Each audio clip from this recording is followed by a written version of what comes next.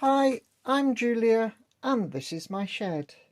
So if you watched my last video on Caterpillar showing its shakedown run at my local track, you'll probably remember that I had a list of problems to have a look at.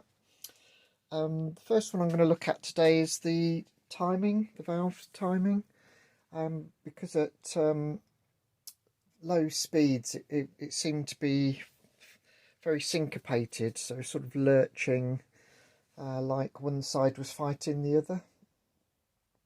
So we're going to have a go at adjusting that today. So we need to get to the top of the valve chest, which is here. So what I'm hoping is we've got 3 bolts there. I'm hoping we can just take the running board off with those.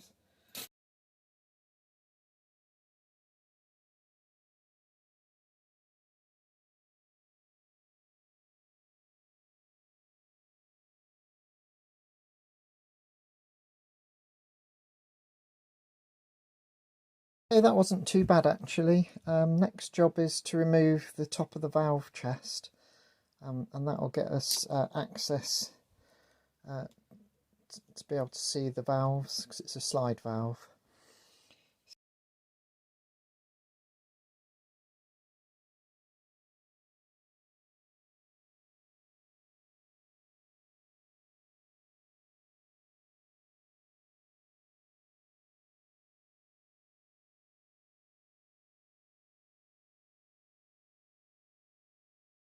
Okay, so that is not particularly accurately, but that's basically front dead centre. So you can see the valves are pretty much closed there. So I'll just move it forwards again to rear dead centre. What you can see is that the valve is wide open there. Well, I hope you can anyway. There's you can, all of the inlet port is completely exposed there. So the way this adjustment works is this is a nut, and if you remove this nut and bolt here, you should be able to screw this in and out. So we might be able to do some adjustment there. If we haven't got enough adjustment, we'll have to have a play with the slip eccentrics. But that's not good for a start. So it's good to find something that doesn't look right. It gives us something to focus on.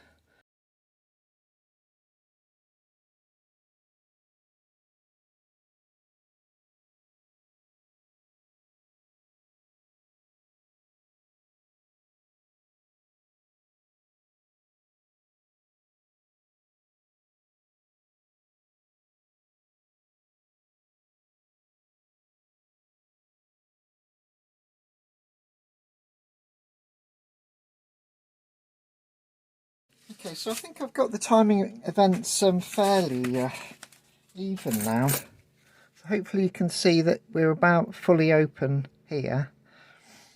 So I'll put it through a few cycles.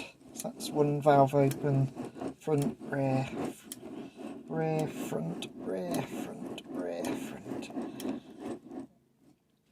But when the rear's open, I don't know if you saw it spring back there.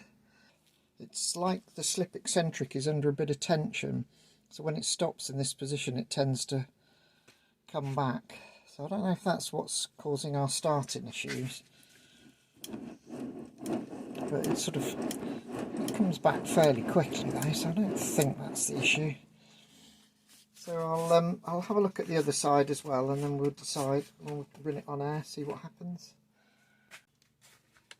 So one of the issues that Rod spotted was there was a steam leak around this sort of general area.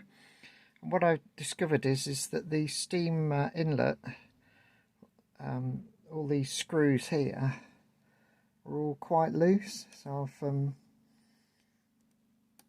shall tighten them up as best as I can. It's not that easy to get a screwdriver onto them, but I think that's what the problem was there. So that's hopefully another problem fixed. Okay, and then finally the gland packing on this side, which goes in here and here, so for the valve rod and the piston rod. We were getting quite a lot of leakage there, so what I'm going to do is put a bit of PTFE turnings in there, just as a... Actually, I might have some PTFE rope, I might put that in instead. But I'll just find something to pack in there, just so we've got a bit more sealing going on, so we'll get a bit more power out of that cylinder then. This is my go-to packing material. It's called PTFE packing. It's 3/32 diameter, and it's like a PTFE string. So that's way too thick for here. I mean, it's okay for a 5-inch gauge. So what I'll do is I tend to split it and just use half of it. I mean, you basically just need to do a single turn and then poke the gland nut back in.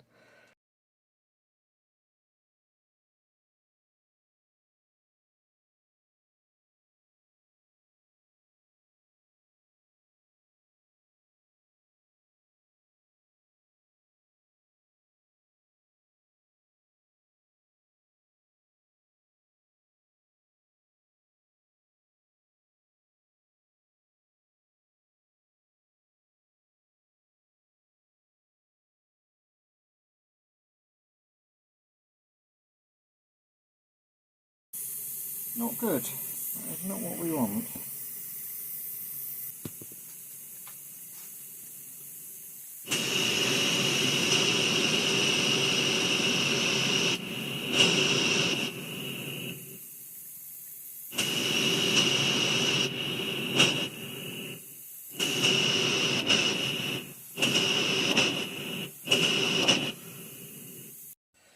So I think this side is working okay. We should be getting, you know, at this point when the piston's all the way back, the other side should be halfway through its power stroke, so we should be getting loads of power to take it over centre, but we're not, so that's a problem. And the non-return valve for the oil feed is obviously still not working, so we've now got lubricating oil all over the bench. Never mind. Let's take a look at the left hand side.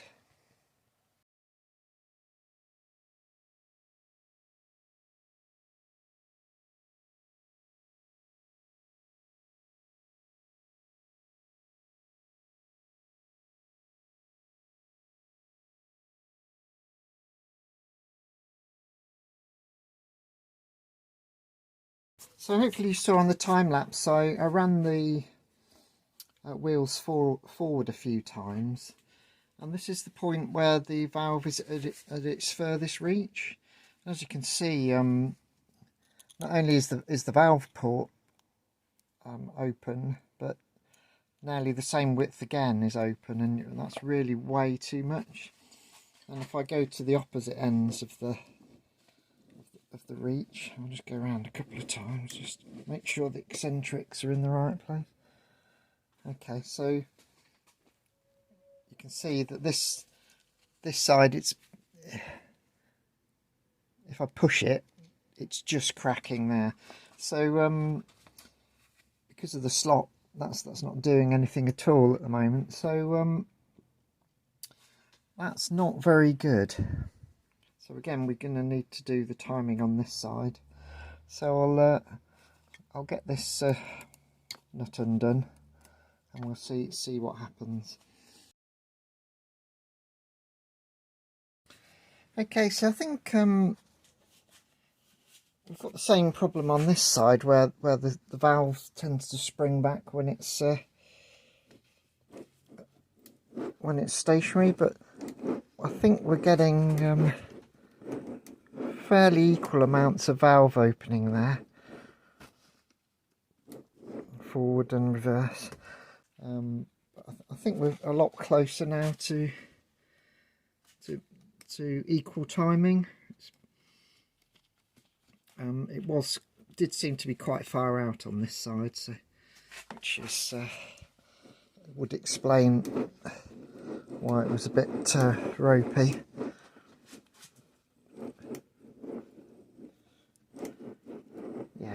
everything's fairly equal. I wouldn't say it's 100%, but it's a lot closer, which is basically what I need at the moment. I just need to be able to get this to run nicely. At rugby, which is this coming Sunday, so I haven't got much time really to muck about. So I'll get some thread lock on this bolt, I think, and then we'll tighten that up, and then we'll add some packing here.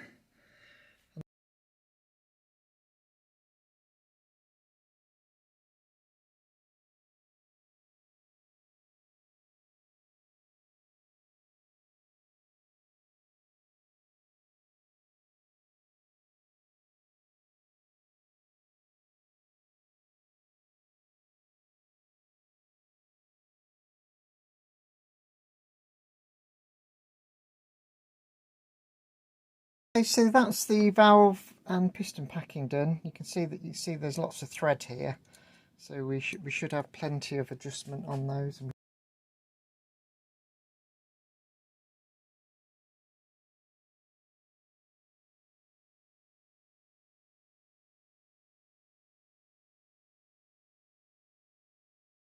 Okay, so I've hooked the air up again. Let's give it a go, shall we? Just make sure everything's going in the forward direction. So I wasn't doing that before.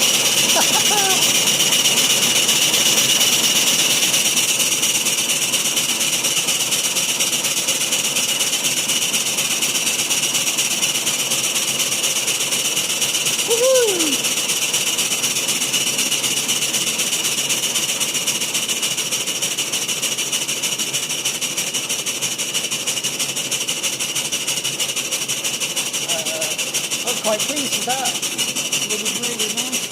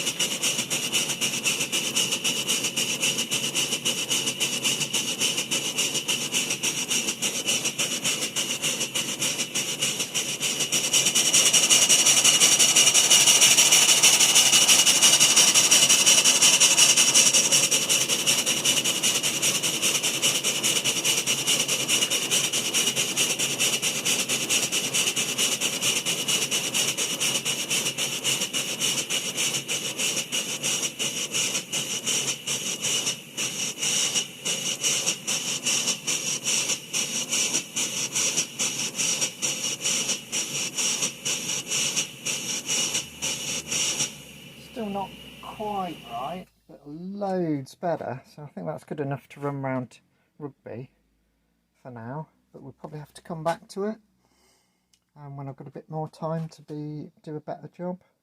But I'm really, really pleased with that because it just wouldn't do that before.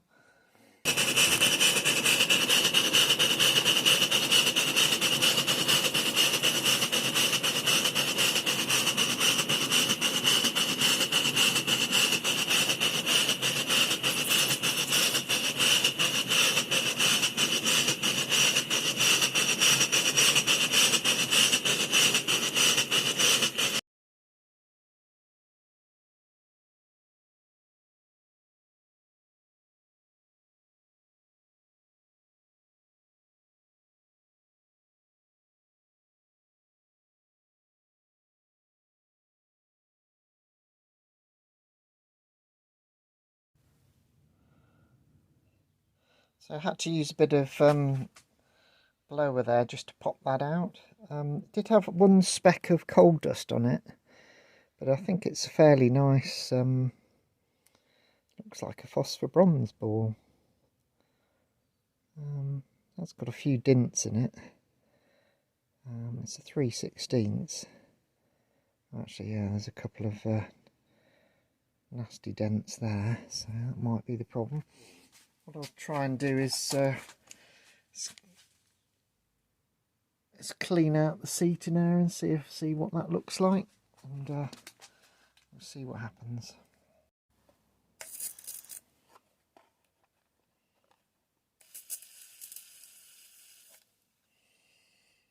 There you go.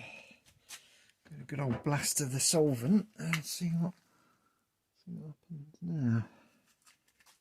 And I'll get a clean cotton bud in there and see if we can clean the seat up.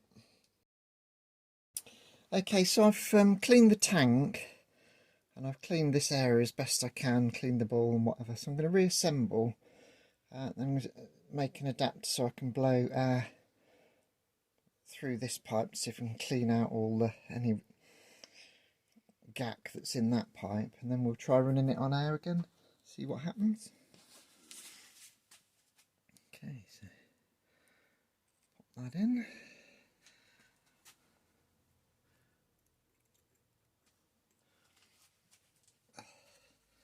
I've got some steam oil in a can as well, so I think we'll put a bit of a squirt of that in as well.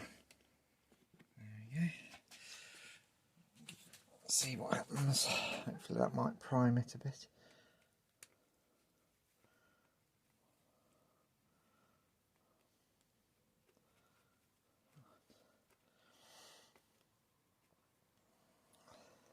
So this nut has got quite chamfered, so I assume it was interfering with the bogey. Okay, so I've made up this adapter, which is just a 1/4 male to male. I'm just going to blast a bit of air backwards through the non-return valve. And that's 75.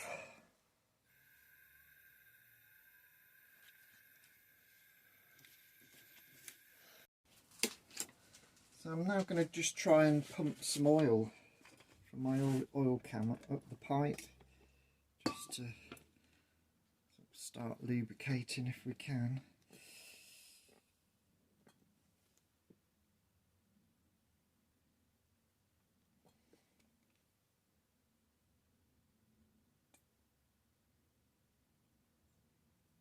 Yeah, I'm not sure if that's actually doing much.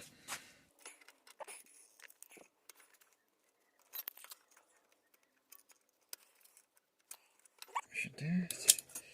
So we'll reattach this. I'll fill up the oil reservoir and we'll put it on the rolling road again.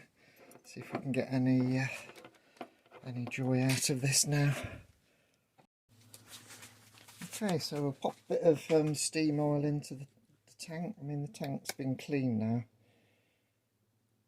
So we'll,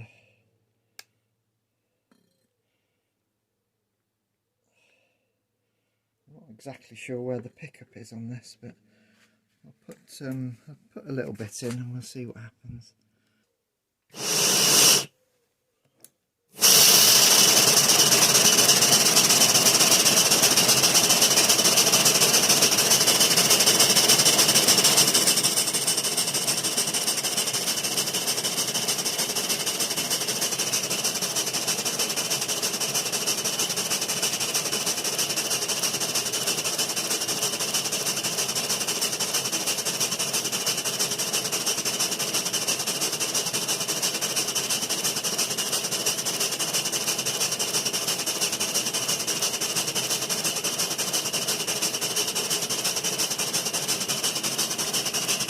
I'm not seeing any bubbles.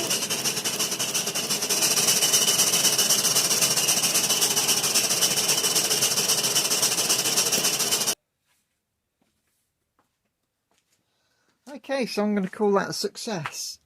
We're not using this clack at the moment and it is leaking a little bit because it's below the water line of the boiler.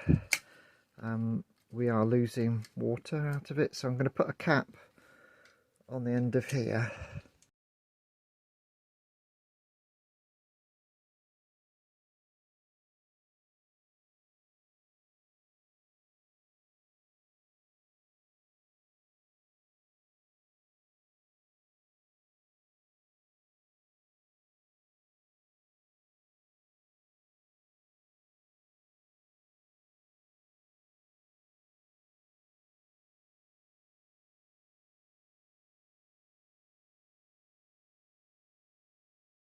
So you can see I've blocked off that leaky clack at the moment.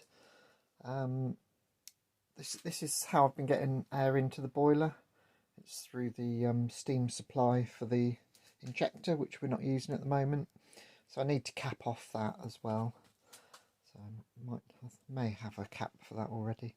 So that's all the work I want to do on Caterpillar this week. We'll have another hopefully decent run on Sunday. So I need to just put her back together now. So we'll get the running boards back on and the cover over the oil tank, and we'll be ready for Sunday.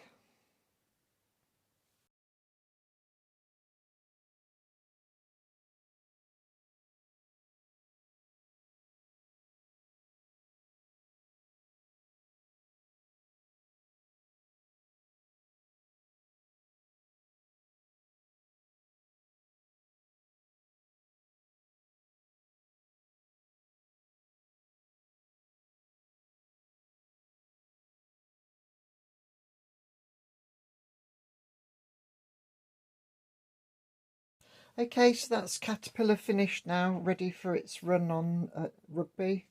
So I'll draw to a close here. I hope you found that interesting.